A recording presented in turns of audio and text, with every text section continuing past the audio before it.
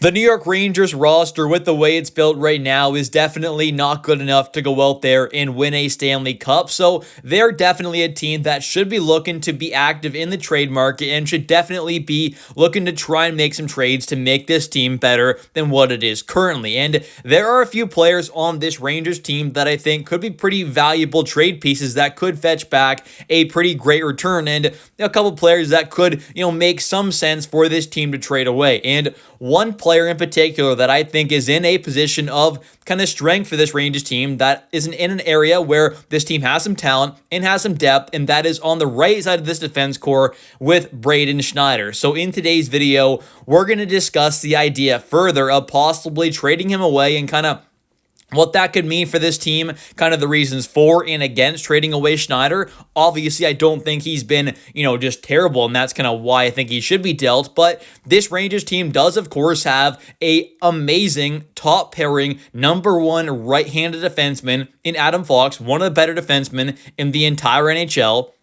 Then you've got, as your second pairing defenseman, of course, being Will Borgen, who this season has really seemingly kind of taken that step into becoming a true bona fide kind of top four caliber defenseman. I definitely think he is capable of being on a second pair, being a number two right-handed defenseman. And then you've got, of course, yes, Braden Schneider, but you've also got a guy like Scott Morrow and even some prospects, of course, like an EJ Emery and a Sean Barnhill that are, going to be a couple years away. But a guy like EJ Emery's in his second season of college right now. He might be only a season or two more away from, being able to reach the NHL level. And of course, a guy like Scott Morrow right now with Adam Fox being out with an injury is kind of impressing. I mean, he may not be putting up the offensive numbers that I think some of us would have been hoping to see there, of course, out of a defenseman who is supposed to be a, pretty good offensive guy, of course, who put up some really good numbers in the regular season last season there with the Carolina Hurricanes and also in the regular season in the AHL.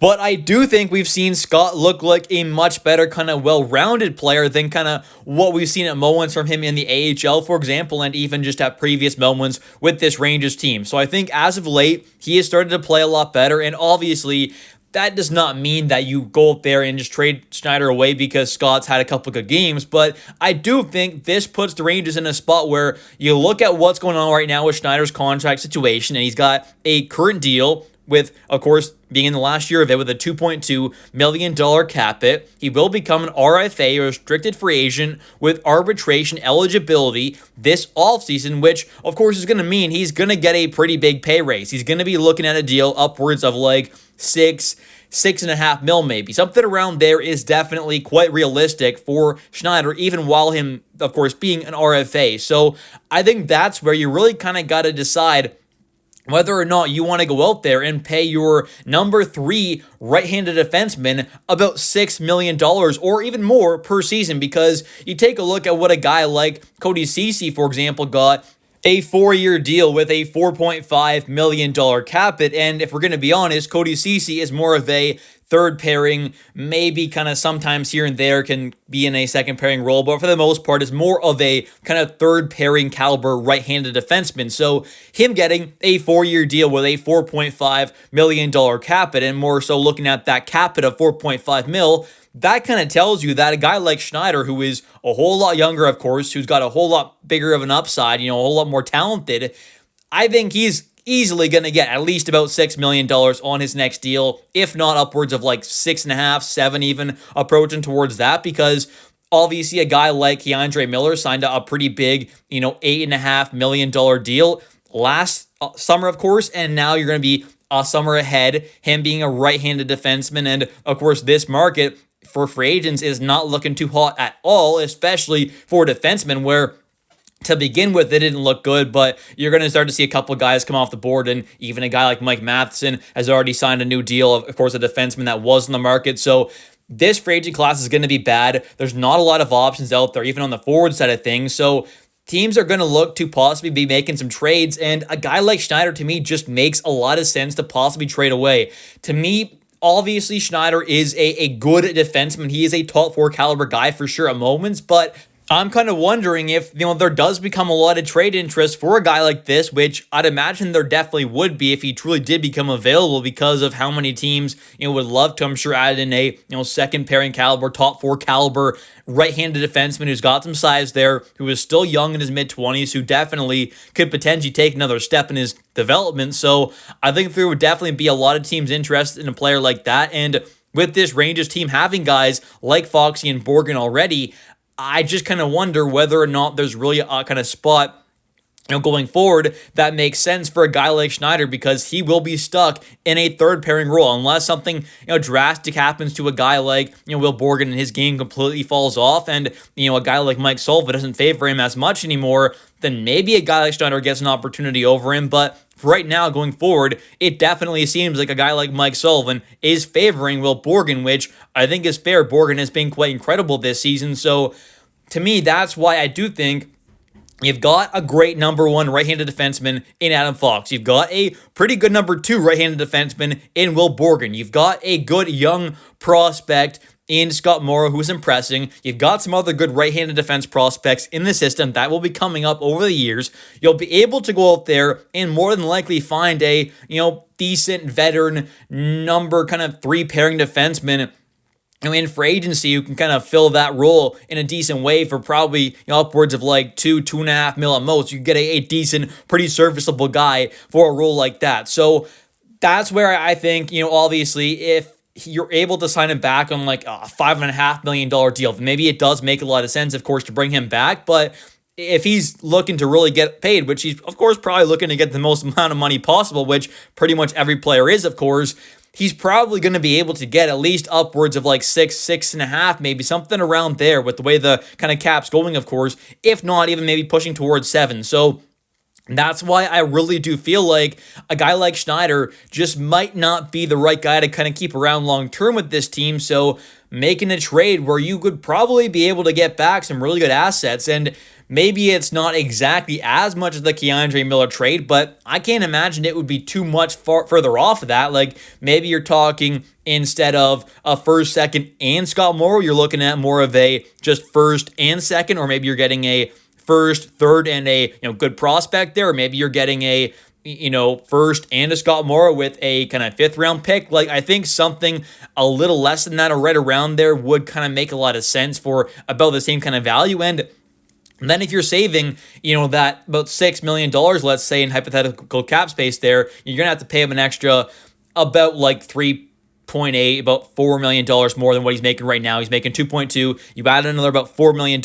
You save that about $6 million or whatever he's making on his next deal. And then you're able to go out there and kind of do what you did with the Gavrikov signing, where you traded away Keandre, you got back some assets of first, second, and Morrow. You use that cap space in a good way to go out there and get Gavrikov. So the trade basically ended up being Gavrikov plus that first, second, and Morrow for Keandre, which ended up being a pretty incredible trade. So if you can do something similar where maybe you go out there, you trade away Schneider, you save that cap space like the Rangers did with trading away Keandre, they open up the cap space to go out there and sign a guy like Gavrikov, so the Rangers now would have, that extra hypothetical like $6 million or so that they saved then from trading Schneider away. They can use that cap space to go out there and pick up a left-handed defenseman to replace Susie, or they can pick up a forward possibly, whatever they want to do. Pick up a nice kind of right-handed defenseman, a depth option there to possibly compete with Morrow, and then you also are getting back those assets, whether that is maybe it's a nice young NHL player, a nice young kind of winger, or a solid young, maybe more so kind of second pairing left-handed defense. Maybe you're just doing kind of a swap there where you're trading away Schneider directly for a guy who's in the exact same kind of spot as he is, about the same level there, about the same talent, about the same age, that is just a lefty. So there are lots of different options this team could go with there, but I definitely would have to imagine a guy like Braden Schneider would have a good amount of value on the trade market, with especially how bad this free agent class is going to be. And that's also kind of why I have been talking about this kind of trade idea for a decent bit now, because I do think Braden Schneider is a good piece to have going forward. I think he definitely can be a really good long-term piece for this Rangers team. But with the emergence of a guy like Will Borgen, it really kind of clogs things up there. And we, of course, haven't really seen much of Schneider on the left side this season. So I don't really think that's much of an option now with a coach like Mike Sullivan, where heading into this season, I myself and lots of other Rangers fans kind of thought, a guy like Schneider playing on the left side there in that second pair, might not be a bad idea because of how bad Soucy was last season. But of course, Soucy's been a whole lot better this season, and Schneider just hasn't really played on that left side. So it doesn't seem like Sullivan wants to really give that a go. And you've got a guy like Fox, he locked in. He's not going anywhere. He's your number one defenseman. He's clearly going to be there on the right side. You've got a guy like Borgen now who's locked up on a pretty good deal. Now he's got quite a few more years left. He just, of course, started this deal that he signed an extension for last season. So he's in the first year of that deal.